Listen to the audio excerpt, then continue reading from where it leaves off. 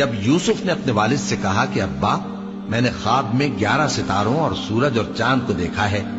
دیکھتا کیا ہوں کہ وہ مجھے سجدہ کر رہی ہیں۔ انہوں نے کہا کہ بیٹا اپنے خواب کا ذکر اپنے بھائیوں سے نہ کرنا، نہیں تو وہ تمہارے حق میں کوئی چال چلیں گے۔ کچھ شک نہیں کہ شیطان انسان کا کھلا دشمن ہے، اور اسی طرح اللہ تمہیں برگزیدہ و ممتاز کرے گا اور خواب کی باتوں کی تعبیر کا علم سکھائے گا، اور جس طرح اس نے اپنی نعمت پہلے تمہارے دادا پر دادا ابراہیم اور اسحاق پر پوری کی تھی، اسی طرح تم پر اور اولاد یعقوب پر پوری کرے گا۔ بے شک تمہارا پروردگار سب کچھ جاننے والا ہے، حکمت والا ہے۔ ہاں، یوسف اور ان کے بھائیوں کے قصے میں پوچھنے والوں کے لیے بہت سی نشانیاں ہیں۔ جب انہوں نے آپس میں تذکرہ کیا کہ یوسف اور اس کا بھائی ابا کو ہم سے زیادہ پیارے ہیں، حالانکہ ہم جماعت کی جماعت ہیں،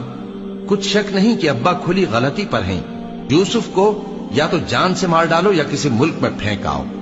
پھر ابا کی توجہ صرف تمہاری طرف ہو جائے گی اور اس کے بعد تم نیک لوگوں میں ہو جاؤ گے۔ ان میں سے ایک کہنے والے نے کہا کہ یوسف کو جان سے نہ مارو، کسی اندھے کنویں میں ڈال دو کہ کوئی راہگیر اسے نکال کر کسی دوسرے ملک میں لے جائے گا۔ اگر تم کو کرنا ہی ہے تو یوں کرو۔ یہ مشورہ کر کے وہ اپنے والد سے کہنے لگے کہ ابا جان، کیا سبب ہے کہ آپ یوسف کے بارے میں ہمارا اعتبار نہیں کرتے؟ حالانکہ ہم اس کے خیر خواہ ہیں،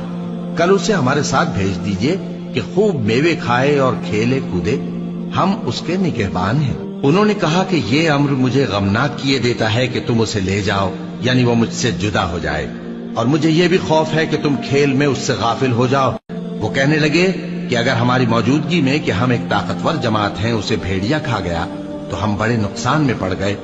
غرض جب وہ اس کو لے گئے اور اس بات پر اتفاق کر لیا کہ اس کو اندھے کنویں میں ڈال دیں، اور ہم نے یوسف کی طرف وحی بھیجی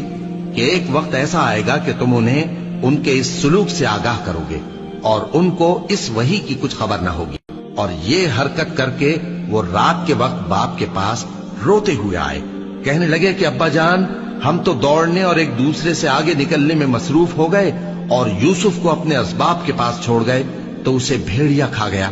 اور آپ ہماری بات کو گو ہم سچ ہی کہتے ہیں باور نہیں کریں گے، اور ان کے کرتے پر جھوٹ موٹ کا لہو بھی لگا لائے۔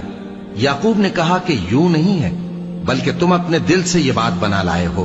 اچھا، صبر کہ وہی خوب ہے، اور جو تم بیان کرتے ہو اس کے بارے میں اللہ ہی سے مدد چاہیے۔